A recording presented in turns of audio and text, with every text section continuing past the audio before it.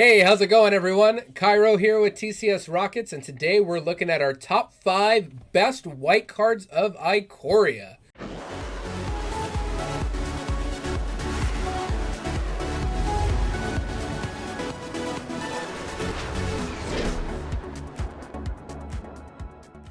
So we're going to take a look at only the white cards this video. We'll delve into the other colors a little bit later, and only white cards, so nothing with a hybrid mana symbol in it. So Luminous won't be on this list. We're going to save him for the multicolor video.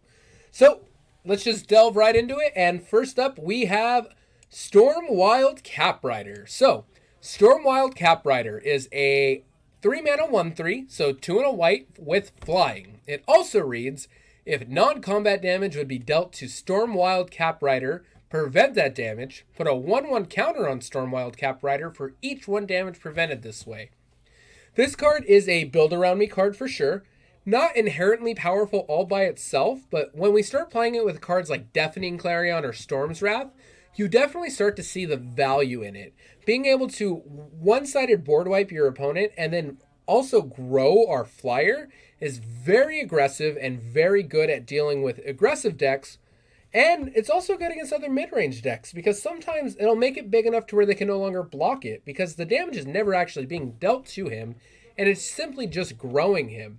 I've also been playing a little bit with this card in what they're calling Historic on Arena, playing with Reckless Rage from Rivals of Ixalan. Reckless Rage, for those of you who don't remember, is 1 mana, do 2 damage to target creature you control, and 4 damage to target creature you don't control.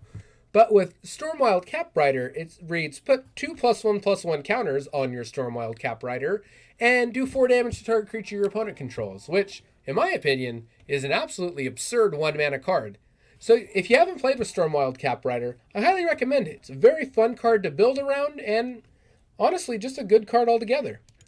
Next up, we have Valiant Rescuer. Valiant Rescuer is a 2 mana 3/1 that reads, whenever you cycle another card for the first time each turn, create a 1/1 white human soldier creature token, and then he also cycles for 2. Very powerful creature, probably the second most powerful creature in the cycling deck. We'll get into the first most powerful a little bit later. But for those of you playing a lot of Standard right now, I'm sure you've played against the red-white cycling deck, and I'm sure Valiant Rescuer has made an impossible army of 1/1s for you to get across. Because being able to make a 1/1 on my turn and my opponent's turn essentially makes an unbreakable wall. They can't get through it, and eventually they're going to cycle enough creatures to then Zenith Flare you, and I feel like Valiant Rescuer is the only reason why they live long enough to get that far into the game. So definitely try that deck out if you haven't already. It's a very easy budget deck to build, and Valiant Rescuer is probably the main reason why that deck is even viable. That and our next card, Flourishing Fox, is another big powerhouse in the red-white cycling deck. Flourishing Fox is a 1 mana 1/1, and it says whenever you cycle another card, put a 1/1 counter on Flourishing Fox, and then it also cycles for 1 itself. So being able to grow this fox out of control very quickly is great. Reminds me of Steplings from Zendikar, original Zendikar that is. And it's just a great card. 1 mana 1/1 that in the late game is a 5/5 or even a 6/6 is huge. And I've even seen some versions splashing blue to play Startling Development to turn its base power into a 4/4. And then it also keeps its counters. So sometimes your opponent will say, sure, I'll take 5 damage from your Flourishing Fox, and then you hit them with 2 mana, boom. It's now a 4/4 with 4 counters, take 9. Or take 8.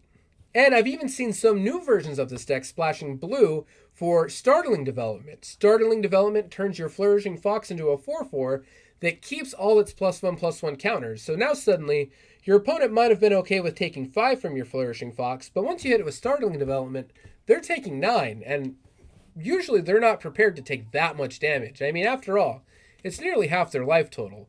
So definitely play with Flourishing Fox and the overall cycling deck if you haven't already. Super easy to build, super cheap, and a super fun deck overall. Very good, very competitive. It's nice and aggressive, and it's very good at stopping the other companion decks. So mostly Euron. Looking at you, Euron.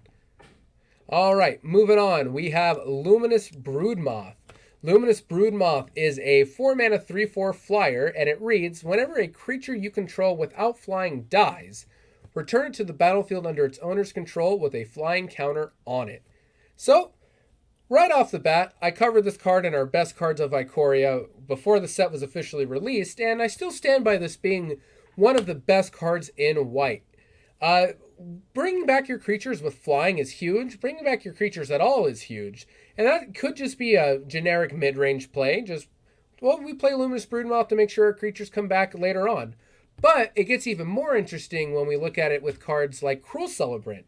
Now suddenly, we can sack our entire board with a card like Woe Strider, have Luminous Brewed Moth bring them all back to the battlefield with a flying counter on it, just to sack them all again with Woe Strider, and we might just outright kill our opponent with our Cruel Celebrant. So Luminous Brewed Moth, good in just a white-based mid-range deck, but also good in any Aristocrats deck. So if you have an Aristocrats Commander, Pioneer, Historic, Standard, or even Modern if you're feeling bold, try out Luminous Brewed Moth. It might be a great addition to your deck. All right, now for our best white card in Ikoria, we have Drannit Magistrate. Drannit Magistrate is a 2-mana 1/3 that reads, your opponents can't cast spells from anywhere other than their hands. Very important, the first two words, your opponents, not players. So this only affects them and not you. So what this stops is your opponent's companions, flashback, escape, any ability that lets you cast cards off the top of your library, or anything that lets you just cheat cards into play, from exiles through maybe adventure.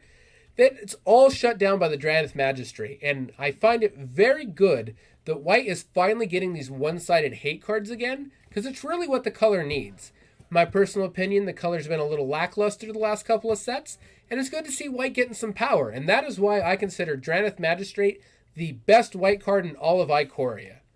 Alright guys, I hope you liked the video. If you did, give us a like and a subscribe, and if you think there's a card I maybe left off the list, or a card that you personally like, drop it down in the comments and let us know.